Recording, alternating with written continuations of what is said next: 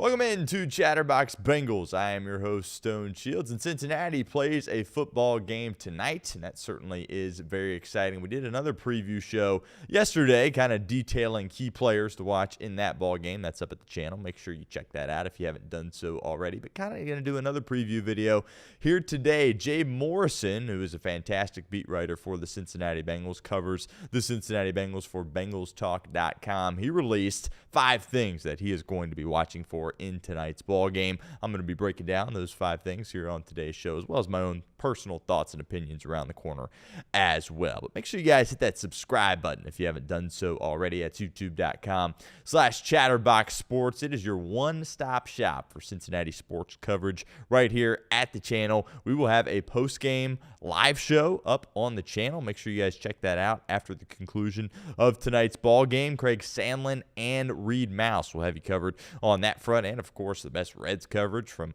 Nick Kirby, Trace Fowler, and others here at the channel. A promising series for Cincinnati. They go to Wrigley, take 2 out of 3, and are in Pittsburgh tonight. Also FC Cincinnati coverage, and you also see some golf videos up at the channel as well. Had one that premiered last night that was Elliott and Trace in that video, so make sure you check that out as well. But plenty more content coming your guys' way here at the channel. Make sure you hit that subscribe button if you haven't done so already, and we are approaching 18,000 subscribers here at the channel. I believe less than 300 away from making that happen. Hopefully we can do that here within the next couple of weeks. So help us out, help yourself out as well by hitting that sub button. youtube.com/chatterboxsports. Okay, so we talked a lot about the starters yesterday on that show, but that's the first thing Jay Morrison points out in his piece for Cincinnati Bengals Talk.com, saying it all starts with the starters, right? I think we all understand that, and we're all excited about that, but we still have questions as far as what is that going to look like for this Cincinnati Bengals offense. It's the preseason, of course. Is Zach Taylor going to want the ball out of Joe Burrow's hands rather quickly? A lot of checkdowns, a lot of, catch the snap, fire to one of your weapons, and go from there? Or is he going to call it like a real game, like it's a regular season game? We will see. Looks like the Bengals starters probably going to be playing about a quarter. Maybe it's a couple of drives. We will see, but that certainly is something to monitor as well. And really, when you play in preseason, right, the defenses on the other side across the league, you heard Aaron Rodgers talk about this a couple of days ago with the Pittsburgh Steelers. There's really only 1, 2, 3 defenses that they're going to run. It's going to be very basic, very simple. They're obviously not trying to give anything away. They're not going to disguise much. So from an offensive perspective, it's not really the plays that you're running necessarily where you can say, oh, that's going to work in the regular season. No, that's not something you're really going to do here in these preseason games. But something that can really help, though, is the communication, right? You still have a play clock. You got to get it snapped within 40 seconds. The play's got to come in from Taylor. Burrow's got to get it. He's got to give it to his teammates. They got to get organized at the line of scrimmage and ultimately go from there. So the cadence of the quarterback, which is very important, obviously, something that the Bengals have to get used to with new starters probably along the offensive line, or not probably, definitely at least a couple of new starters along the offensive line. That is something of note as well. And also, when you're talking about Joe Burrow, he's kind of had, I want to say a habit, but a couple of times throughout his career, week 1 really hasn't been the best for Joe Burrow. And I think the idea here is to knock that out and hopefully get over some of those issues here in the preseason, and then come Cleveland in week 1, he is ready to go, obviously assuming he is able to stay healthy. But that's going to be very interesting. And really, I think we're going to have a lot of eyes on the interior offensive line, right? We talked about it yesterday on the show. Lucas Patrick, Dylan Fairchild, what do you have with those guys? It's going to be very important to try to figure that out. Fairchild, of course, a rookie, and Lucas Patrick had the setback at the beginning of camp, but he's going to go here tonight, and this is our first opportunity as a fan base to really understand what he could potentially provide as a potential starter at that right guard spot. All right, next up, Jay Morrison points out we're sizing up Shemar Stewart here in this game. And it's very interesting to see what he's going to be able to do for Cincinnati in this football game. Only 7 practices for your first-round rookie out of Texas A&M under his belt. And it's been a lot of good things, but also a lot, some growing pains as well, as it's going to, be the case with any rookie, right? Especially a guy that missed all the offseason stuff. And, Shemar Stewart certainly missed a lot. As I mentioned, only 7 practices. But what's he going to do, and what's his role going to look like? Is this a guy that's going to get reps with the first team?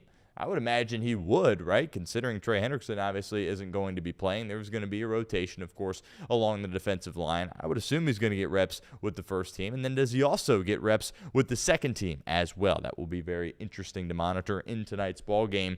And keep in mind, this is a guy that isn't fully in football shape here to this point, right? Obviously, he was working out on his own before he started doing team activities, but it takes a while to get ramped up. Again, 7 practices under his belt, and they're going to want to take it a little bit slow with Shemar Stewart. No reason to, gas him out completely here in this game and play him an unnecessary amount of snaps. But apart from, the boys coming back, Higgins, Chase, and Burrow, I think everybody will have a close eye on Shemar Stewart and see if he flashes any of that greatness that a lot of people believe that he has within himself.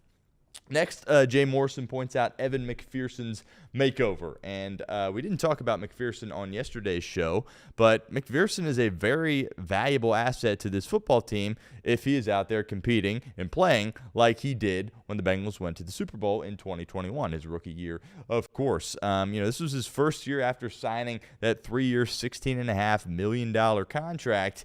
And, he obviously had some struggles last year. Now, I do want to point out, look, I'm a big Evan McPherson believer. I think most Bengals fans are. I absolutely love him, and I have full confidence that he can return back to that form. It wasn't all his fault, right? You had some issues with the holds, right? And you think about the Baltimore game last year as far as, your holder situation goes there with Ryan Rico, and it looks like that operation is going to be the same. Now, William Wagner, a UDFA, is going to have an opportunity to compete with Cal Adamitis for that long snapper spot. We'll see how he does, but I would imagine it's going to be Adamitis, Rico, and McPherson again. That's year 2 with that operation. That hopefully can clean some things up there as well. Now, not to just, completely rid McPherson of any blame. There were some kicks last year that the Bengals expected him to make, that he should make, getting paid the money that he is, and of course having the success that he's had in his career that he was not able to execute on. Hopefully that switches around and changes this season, because despite how bad the defense was last year, and boy, it was bad, there was opportunities for Evan McPherson to perhaps give this team a couple of more wins. He wasn't able to execute, and that obviously is something that needs to switch here this season. But he's a guy that's going to get a lot of work, right? They're going to roll McPherson out, see what he has in the preseason. He's going to have a lot of opportunities to make kicks. Obviously, the pressure in a preseason game, not nearly the same as a regular season game. But if he's out there drilling field goals from distance and making the short ones and making the extra points, I think that will allow kind of Bengals fans and certainly the team as well to kind of take a deep breath and say, okay, we don't really have a kicking issue here. Evan McPherson's back. He's healthy. And I think a lot of people are certainly excited about that. Couple more here before we get out of here on today's show. Jermaine Burton, really didn't spend time talking about him on yesterday's show either. What's his bounce back going to look like? I think a lot of organizations and teams around the league may have let him go after what transpired last year off the football field. But Cincinnati, Duke Tobin, Zach Taylor, they are allowing him a second chance, and he appears to be taking it in stride and doing all the necessary things that he needs to do in order to have a productive season and just be a better teammate and be more professional in the process. Is that kind of, the stuff upstairs kind of wasn't always there for Jermaine Burton, but apparently he's done a bit of a turnaround here. The skill set's there. We know he can play football. We saw it at Georgia. We saw it at Alabama. And I think a lot of that stuff can translate over to the National Football League. It's just a matter of being professional, showing up, putting in the work, being a good teammate, all those types of things. Apparently T. Higgins, Jamar Chase have kind of taken him under his wing, and that's been very beneficial for Burton. And just hearing him speak, a couple of the media scrums that you hear in the locker room, his tone sounds totally different than it did last year. He seems to be a lot more mature and making the changes that he needs to make. But if he does all that stuff off the field, I don't want to say the sky's the limit for him on the field, but he definitely has a very, very high ceiling with this football team. He's expanding his route tree, right? Last year, he kind of was just a go ball guy. Well, he's, working off some other routes that he can be successful at as well, getting on the same page as Joe Burrow. And he's also a guy that has potential to return punts and kicks, right? Charlie Jones, Isaiah Williams, who, by the way, it feels like Isaiah Williams here going into the preseason is going to be a guy to make this roster. We obviously will find out. But between those two and Jermaine Burton, I think that's what you're kind of looking at as far as your punt return and your kick return goes. It's going to be very interesting to see how that battle plays out. I think a lot of people would think that Burton could have a chance to perhaps be that guy in the return game. Charlie Jones is supposed to be that guy, but he, of course, has had trouble staying healthy. So we certainly will monitor that. Really excited to watch Jermaine Burton. I think he's a guy that you might see some time with the ones, and I also would keep him out there with Jake Brown surrounding and get a lot of reps there as well. Oftentimes last year in the preseason, he wasn't even able to earn playing time in the preseason because he wasn't doing the things he was supposed to be doing. If you don't see him a lot in this preseason, that is a massive red flag, and that means we haven't really made any improvement from last year to this year. But if he's out there getting a lot of snaps, getting a lot of reps, I think that means Cincinnati's really trying to give him a chance, and we'll see what he can do with it.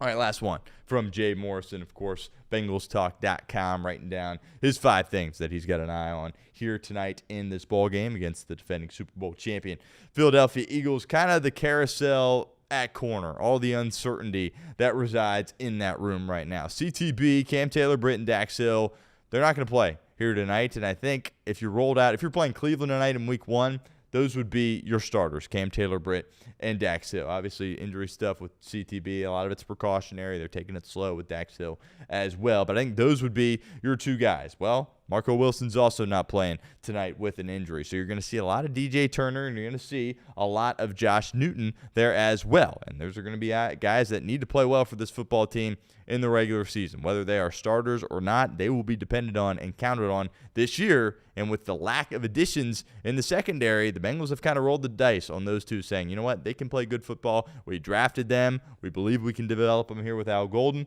and we'll see what they can do. I would assume they're going to start. And Jay also points out he thinks Jalen Davis is going to be your starter in the slot.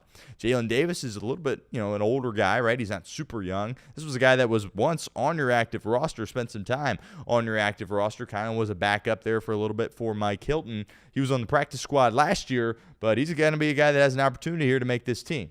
How he performs in the nickel will be certainly very interesting in this game. Talked a lot about DJ Ivey on yesterday's show as well. Really excited to see him play. I think he can be more than just a third down guy. I think he really can be a solid player in this league. And also Braylon Lux, who we mentioned on yesterday's show briefly. He's had a great camp. UDFA out of Texas Tech. And, there's a lot of people, Jay Morrison included, that think he could perhaps make a case to make this roster for the Cincinnati football team after the preseason when you, of course, set your 53-man roster. That will be certainly very interesting. So there you have it. Bengals, first, the kickoff is at 7:30 tonight. That will be aired on local TV networks. Make sure you check it out, and make sure you check out our post-game show here live at the channel. Craig Sandlin and Reed Mouse will have you covered on that front, and we, of course, will have plenty of videos for you guys in the near future, and we will have one breaking down this game coming up soon as well. Once again, make sure you guys hit that subscribe button if you haven't done so already, and don't miss out on our live post-game show tonight after the ball game.